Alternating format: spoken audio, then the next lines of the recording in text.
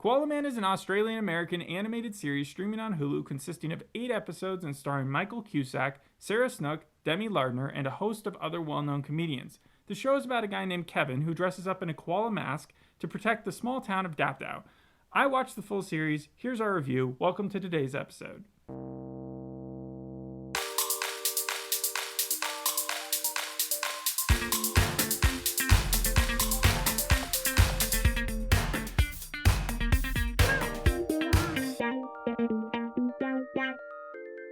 My main gripe going into this, not knowing a thing about the series, except that 2 minutes in, I could tell it was about another middle-aged dad. That was the center of the show.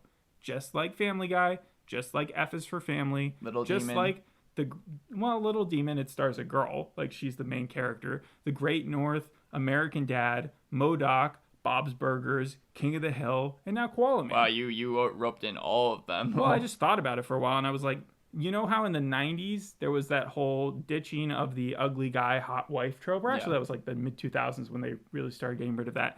It kind of just transferred over or migrated into cartoons. And so that annoyed me. And I was watching this first couple episodes thinking, like, how many of these are we going to get?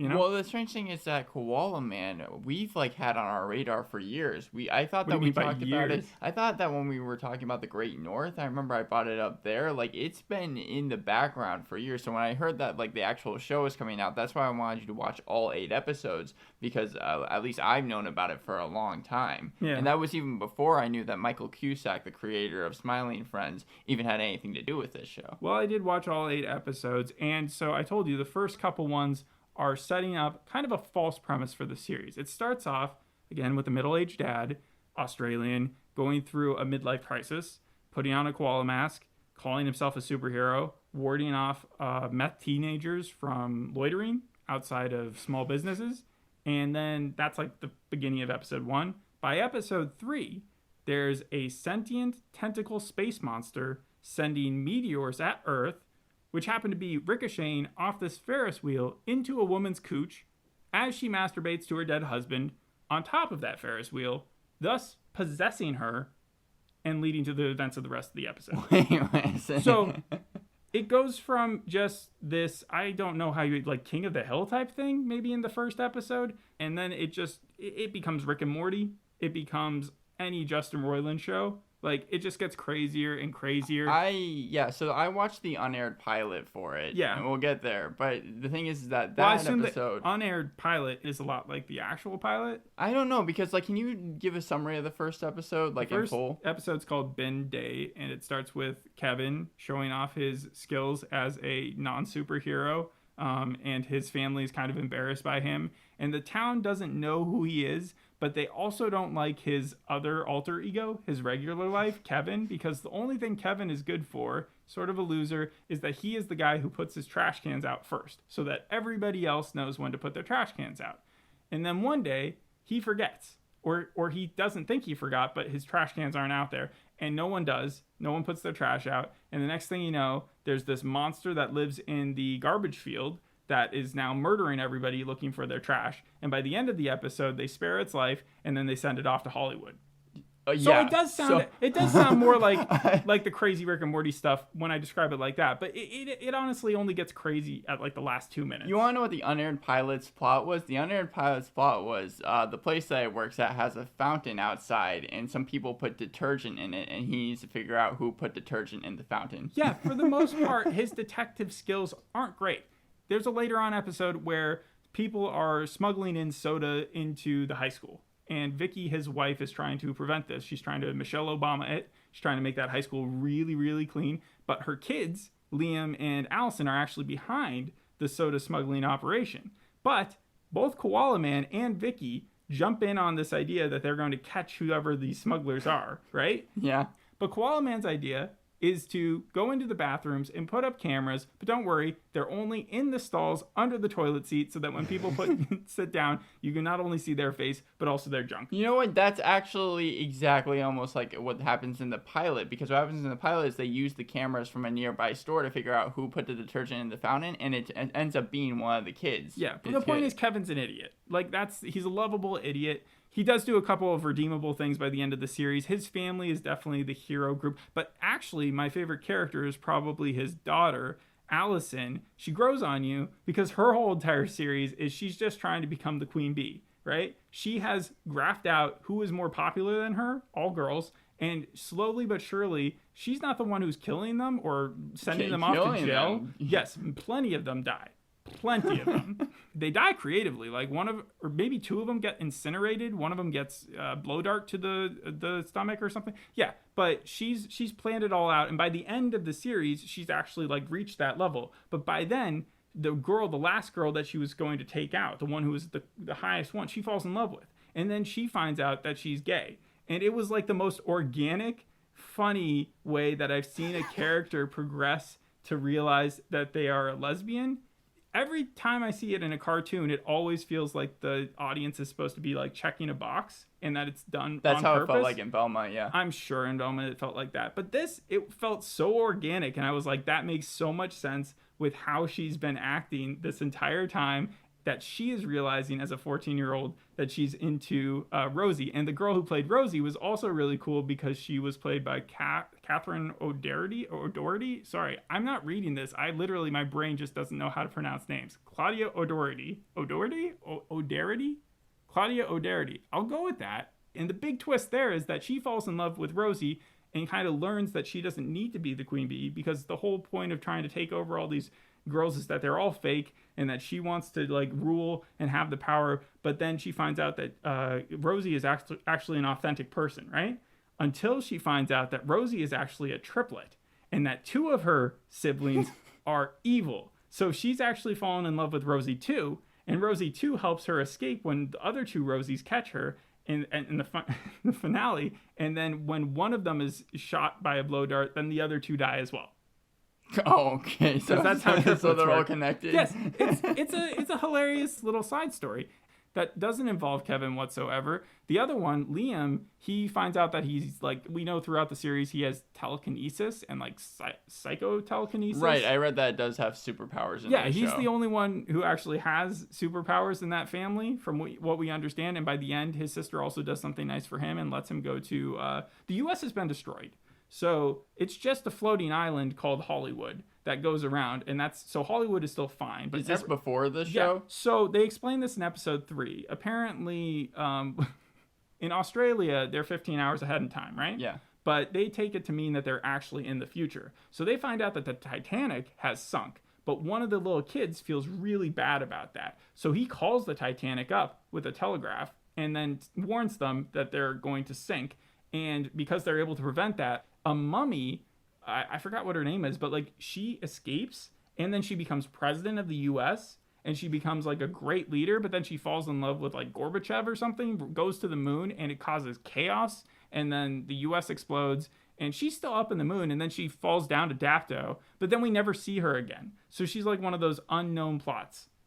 But the real villain of the series, we learn in the first episode, is the Kookaburra. And you immediately can recognize Jermaine Clement's voice from the Kookaburra, right? And they start off, and he ends the first episode being like, you thought you didn't take out the bins, but I was the one. Like, he's behind the whole thing that caused Tall Poppy. But then by the second episode, it starts off with the principal of the school, also Jermaine Clement. And it didn't take the rocket scientists to realize what the ending twist of the entire series was going to be, which was that he was the principal. Now, they go a little bit further and they explain how Kevin and him had a backstory and how Kevin, as a hall monitor, had stopped the Kookaburra from being able to go to the bathroom when he was just a kid, and they used to be best friends, and that had made him called Piss Boy, and because of that, his parents got into an accident which killed them, and then also his grandma had died, and that had driven him insane. So he didn't pee for 30 years. There's a brush fire in the last episode. Kevin convinces Kookaburra to help him out, and he pees all over the brush fire and flies Kevin to safety. This sounds more ludicrous than any episode of Smiling Friends, and I was not expecting that. Yeah. Because I thought it was going to be a lot more tame. Well, I didn't talk to you about some of these other ones, which I don't know how far we'll actually get into, but some of the jokes that I like are the references. His mask, the koala mask, he has 2 throughout the series. One at the very end, but the first one talks to him all the time like the Green Goblin mask. Yeah, right. But did you hear about Mad Max? Matrix, Harry Potter, Fast and Furious. I mean, Fast and Furious, that episode was clearly making fun of Vin Diesel, the Chad character. I didn't know. I didn't hear about the Fast and Furious one. I did hear Mad Max because they said that was like one of the influences for one of the episodes. Yeah, so that would have been the Great Turkey War or whatever it's called. No, the Great Emu War. So the Great Emu War is a real thing. And they would do this several times in the series where they would reference real things and then they would tell you to go Google them. For instance, you have the Great Emu War. You have knives are illegal in New South Wales. And then the handies are a really popular game in Australia. So it was like mostly an Australian series. When you say it's Australian American, it definitely leans Australian. Yes, no, what happened was they made this Australian show, but they were like, we're going to make it for U.S. audiences. That's what the producers said. That's part of the reason why Hugh Jackman even, I think, voiced one of the characters. Yes, he voiced Big Greg. Yeah, Big Greg. Big Greg is the one who makes the comment about Tall Poppy at the end of the series, sending him to Hollywood. He said, send him to the shithole where we send all our cleaned up junkies. Hollywood. So he's making fun of himself. Well, Don Hernandez and Benji Samit, they were like, there's no way we're going to be able to get Hugh Jackman onto it. And then once Hugh Jackman, who had apparently seen some of Michael Cusack's work before, heard that they were making this show and he was using things like Dapto, which is actually where Michael Cusack is from, he was like, oh, I'm definitely going to do it. He was one of the fastest people to reply to the show, being like, yes, I'm down. So he's from that, like the South Park creators were from South Park. Yes. Yeah. Okay, that makes sense. Also, Big Greg is an interesting character. He plays the jerk boss, but also like the town hero. Aside from Koala Man, he's not exactly a rival, but because he doesn't know about Kevin. But then we find out kind of midway through, we start feeling a little bad for him because we find out about Huge Greg. And Huge Greg was Big Greg's brother. Back in the day, they used to wrangle like animals, and then they would do animal testing with them, and then it's hard to explain, but basically they made some mutated serum that would like turn people into animals, right? And then Big Greg fell in love with a fish. And that was a Shape of Water reference, I'm just realizing now. But yeah, so he falls in love with the fish, but Huge Greg walks in and sees his brother making out with the fish, gets very mad at him. And then they have a tackling thing because they're really buff and like Larry from SpongeBob, right? And they like fall out the window and then the place explodes. Right? And so the fish is dead. The fish is dead and Big Greg's sad and they both break up and go do their own thing, right? Until later on in this later episode. Then Big Greg finds out at the end of the episode when he's finally upped his brother with something that that Huge Greg had a big secret. Apparently, the fish had never died. It was actually with Huge Greg the whole time, and that they had staged the plot of its death because they didn't want to hurt Big Greg's feelings too much. But at the same time, then they were flaunting it in front of him, and he had like a bunch of kids with the fish. It was, yeah. So Big Greg isn't a bad dude. Even by the end of the series, get this, he knew that Kevin was Koala Man. Wait, what does Kevin... So there were a lot of like nice little things that they threw in there. He was able to figure it out somewhere along the lines. We don't know where. I know that in Kevin in the unaired pilot, like the place he's working for is supposed to be evil. And that so they don't go with that plot line in the actual show. I mean, Big Greg isn't really a great guy, but he doesn't seem super evil either. No. One of the things that surprised me about the show was that with Smiling Friends, they really did cast a lot of kind of YouTubers and people that weren't really known. But here it had a huge cast. You even have Sarah Snook, who played Vicky. I mean, she's one of the main people, Sarah Snook, right? Yeah. And she was Shiv Roy, the daughter in Succession. So it's like they had... Oh, for real? Yeah, they had a ton of different people that they actually got. Big time Hollywood people. Her character could not be any more different here. Vicky is just like, she wants to do more with her life, but she's not like a crazy mom or anything. She's kind of like just wants to take care of her kids. By the end of the series, though, the kids do want to leave Dapto and leave their parents behind. But like the only one who's going to be able to do that is Liam. So you mentioned the Fast and Furious episode. Yeah, that's where Liam gets adopted by Vin Diesel, basically. They go to visit a restaurant that's whole bill is that it was like the last American restaurant, right? Yeah. And it's run by a guy who looks like Vin Diesel, who drives a race car, right? And he adopts basically Liam because Koala Man loses to a race to him, right?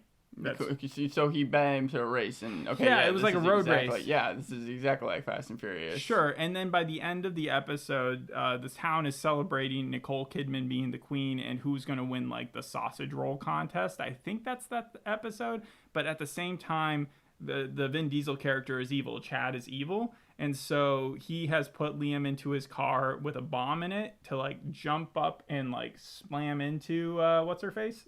Nicole Kidman, thus causing anarchy and having America take over again. But that plan is foiled because remember what I was saying earlier about the guy who intervened with the Titanic thing? Yeah. And so like with the Titanic sinking, and so that never happened. Well, he went to Time Bobby prison. His dad sent him to Time Bobby prison, which is basically just like you get in trouble for changing time. But he is the old man that we see always frequenting around. He's one of Kevin's friends, and he doesn't want to mess with history again, but he still feels like he needs to here because he learns that America takes over Australia. So he calls Kevin up and he says, this is what's about to happen in 1 minute because he's 1 minute away in time. And then the queen at the end of the episode for helping save her comes down when the Time Bobbies are about to arrest him again and says, spare him. And so he's spared. And I think the Vin Diesel guy is turned into like a turtle or something. He's like shrunken down to a small version of himself. And I forget how that happened. Okay, so overall, like... and then gets run over by a car. Yeah. Are there any other episodes that you want to describe? There's an episode that's like an Evil Wiggles episode where everybody goes off to music camp, all the kids do, and then Kevin doesn't want to have a talk with his wife about the Koala Man thing that he keeps doing, right? And so it's like it's a backflash episode for him where we learn about why he became Koala Man. Apparently, a few years earlier, they had found a koala on the side of the road that they raised, whose name was Mindy, and the only way that Mindy would eat is if Kevin wore that koala mask, and so that's why it was originally made. Then Kevin felt like they needed to give some tough love to the koala, and so they brought Mindy into the forest and said, now you have to go. And Mindy turned around and started walking back towards them, and then a truck ran over her. And so he feels really, really bad about that. And so he's taken that grief in and he said, I will never let anything bad happen to Dapto. That is my sworn oath to Mindy. Okay. Point is he goes into the outback to give his kid a sweater. And then he stops because he sees a sick kangaroo. The kangaroo is actually part of a kind of fight club and they all beat him up and then steal his car and drive off. They're very sentient and they can speak.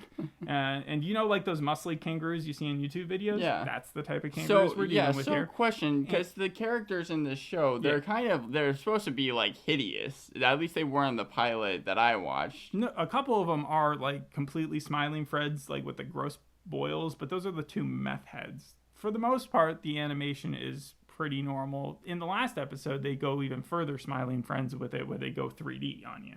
Anyways, so Kevin is on his way, still walking now with the jacket, and he runs into a castle, which happens to house his favorite people from when he was a kid, the Wiggles, but like they're called the Tigglies, right? Yeah. Uh-huh. And they look like shockingly young, but not as young as they did originally. And he's a little suspicious about it, but at the same time, he's really happy to be around them. And when they hear that there's a child musical group nearby, they become ecstatic, right? Very suspicious. Then they trap Kevin into a cell, and it turns out that they eat these kids to keep their youth.